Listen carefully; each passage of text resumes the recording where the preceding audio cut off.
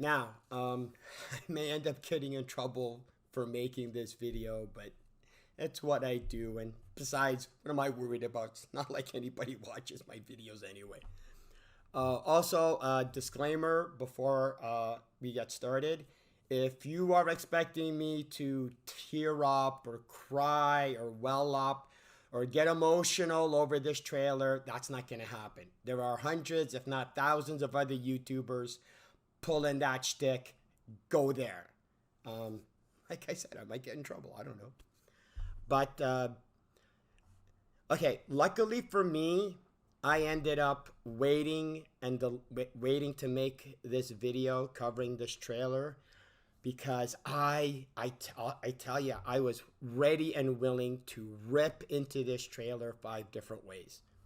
But luckily for me, I ended up talking to some friends and some people and discussed it. And I'm now torn in regards to this trailer because if the Wakanda Forever movie takes place during the blip, I'm in. I'm in. Uh, Everything that's happening in the majority of things that are happening in the trailer makes sense. People are mourning because half the Wakandan nation is gone. Even though they don't expressly explain it, I can come up with an explanation or a reasoning why Namor might be attacking Wakanda. Maybe he thinks the Wakandan nation's responsible. Maybe he was tricked into believing the Wakandan nation was responsible, because there's a trope in the comic books where especially in the early days of Marvel, where two characters who were kind of new, two heroes who were kind of new, one of them is tricked to believing that the other superhero was actually a bad guy, and then they fight. That happened to Spider-Man a bunch of times. So I don't have a problem with that trope, and if that's the trope they use, because it could be a movie where, Namor decides to attack Wakanda, they get into this fight, and then by the end of the movie, they either realize that they were wrong, and it unifies the two nations, or they end up finding out that somebody tricked them, and then they join forces to figure out who it was that tricked them. Because there is that one scene where you have like these soldiers that are neither Wakandan nor Atlantean. So maybe whoever is part of those soldiers, maybe those are the ones that tricked either Wakanda or Atlanteans. Kind of like what they did, kind of like that same plot idea with the first Aquaman movie. Like I said, it may be tripe, it may be a standard trope, but I can see it, I can understand it, and I'm okay with it. It also explains why because everybody's saying it's Shuri that's wearing the new Black Panther is wearing the Black Panther suit. But again, if this is happening during the blip, then I can see it. I can see it and it makes sense. I personally would have preferred Okoye in the suit because I think she deserves it more, but I just like Okoye, so that's just my little plug and bias for Okoye. Team Okoye, I guess. I don't know. Here's the thing. If Wakanda Forever takes place after Endgame, then I have problems. But because I don't know that it takes place after Endgame, I can't rail on this dumbass trailer. And again, I don't want to rail on this trailer and then end up finding out I was wrong, because then I'm just going to look like an idiot and I'm just going to embarrass myself, and that's not the point. I don't want to rail and rant just for the sake of railing and ranting. I want there to actually be a reason. And because it's not really established when Wakanda Forever takes place, I'm going to play it safe. I'm going to play it cool. If it ends up getting revealed that Wakanda Forever takes place after Endgame, oh, I'll make a second video. I'll make a second video and I'll explain all the problems I have with this trailer in regards to that. But I'm gonna be fair. I'm gonna give this movie or this trailer the benefit of the doubt because it's the smartest move on Disney's part. It's the smartest move on Disney's part. Why they didn't actually establish that in the trailer, I think is a dumb idea. That would have easily have alleviated a lot of problems that everybody has, especially in regards to recasting T'Challa, because there's no point in recasting T'Challa if it's because it's during the blip, and we as an audience know, well, T'Challa's supposed to end up coming back anyway. I'm just saying. I'm just saying. I think the biggest mistake this trailer did, is not even hinting or implying that it happens during the blip, because that would have answered a lot of questions, solved a lot of problems, eased a lot of tensions. Here I am. I'm trying to be the mediator to try to calm everybody down. Anyway, the other issue that I do want to kind of cover is this ridiculous aspect of the tribute to Chadwick Boseman, because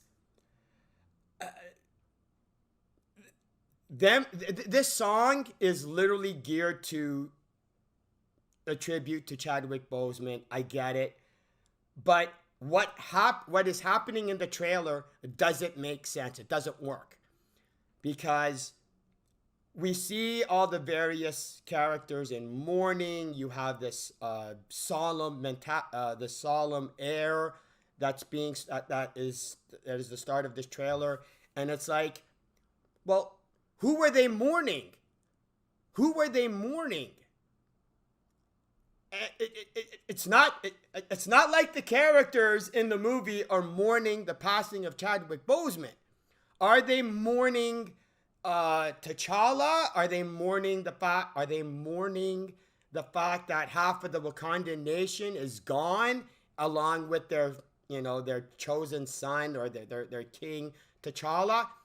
Again, it's like I said, I am more than ready and willing to rip into this trailer, but I can't, because I don't know for sure. But I do want to rip into this, into the it's supposed to be a tribute to Chadwick Boseman, and it's like, no, it's not. Nothing in this trailer is doing that. You're just simply projecting, and that's exactly what Disney's doing. You projecting that this is a tribute to Chadwick Boseman. That's you as the audience projecting it, because there's people were talking about that billboard with the picture of Chadwick Boseman, and it's like, yeah, but we don't even know why there's this billboard with the face of T'Challa, unless any of you people were able to read the writing that was beside him. We have no idea what that billboard was for. We don't know why everybody is mourning. Even the Queen. Oh, I apologize for not remembering her name. But even the Queen is going, my entire family's kidnapped. That has nothing to do with anybody dying. So there's, and you know what? And if you took away the song and you actually had dialogue, you wouldn't be able to pretend that it's a tribute to Chadwick Boseman. And I'm sorry, you wouldn't be able to cry and tear and well up and be all that emotional stuff, which I don't do. Sorry.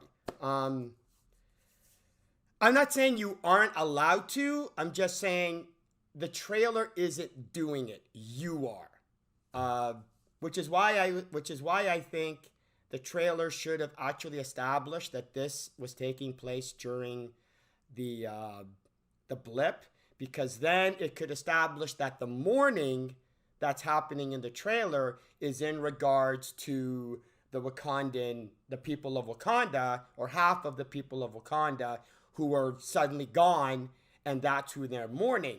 And then if anybody saying, "Oh, it's a tribute to Chadwick Boseman," it kind of gives Disney, plausible deniability. Going, no, no, no, it's for, we're not trying to pander, we're not trying to, profit off of Chadwick Boseman's death. The idea is that they're all mourning because, half of the Wakandan people have disappeared. That's what the tribute's for, them. It gives them, I think it would have been a smarter move because it gives them, plausible deniability. With the way it is now, without confirming that it is or isn't, without confirming that it isn't happening during the blip, there are legitimate complaints to the fact that they are profiting and trying to gear this trailer as a tribute to Chadwick Boseman. And again, that is one of the 5 things that I would love to be able to tear apart about this trailer.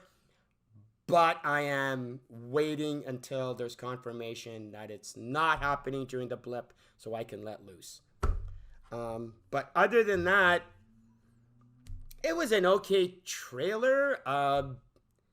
Again, I prefer a trailer where I have a little bit more dialogue and I know what's going on and people are kind of explaining things. It was just, it didn't suck, but it wasn't great. It was meh as far as I was concerned.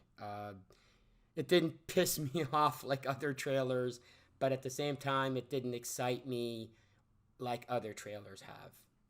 Anyway, unfortunately, this is gonna be one of my rare wishy-washy. Believe me, I hate doing this, but I have to be fair. I'm not gonna rant for the sake of ranting, and I just wanted to give my honest thoughts on the issues I had with this trailer and kind of throw in my issues with all the fake crying and tearing and the whole recast T'Challa problem that you people have got to let go. You've got to let go. I'm sorry. Because whether it happens or not, it's going to happen regardless of whether you are for or against it. You can hate it, you can love it, you can be okay with it, you can not be okay with it. Hate to break it to you, Disney is not asking you for your input, and Disney doesn't care what your input is. As long as it makes money, that's all that matters as far as they're concerned. Anyway, that's it for me. Like I said, I wish Okoye was the new Black Panther because I hate Shuri. I have no interest in her. What are those? I mean, come on. I'm never getting that line out of my head. Sorry. It's not going to happen. Anyway, that's it from me. I'm out of here. See ya.